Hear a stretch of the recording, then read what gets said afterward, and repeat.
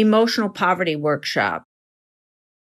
The goals of this workshop are to reduce episodes of emotional explosion, anxiety, anger, and violence. Number 2, create a safer campus by emotionally triaging the students. Number 3, promote a better understanding of the adults' stages of development and contribution to the emotional safety and noise on the campus.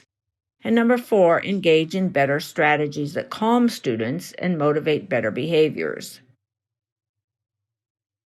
The workshop has 2 components. Number 1, between the educator and the student, and number 2, the systems level of the campus.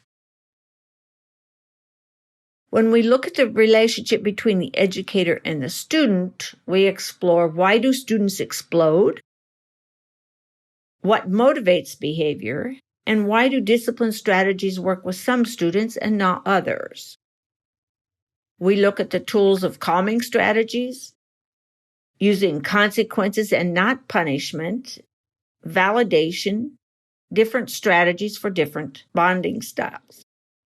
At the systems level of the campus, we look at 3 issues: how to reduce less than and separate from experiences so you reduce shame, anxiety, and violence, why so many discipline referrals for males, and how do educators create emotional noise, the emotional classroom dance. Tools we look at are campus triage plan for safety, predicting where the violence will come from, better strategies for male brains, and an emotional noise meter, stages of adult development.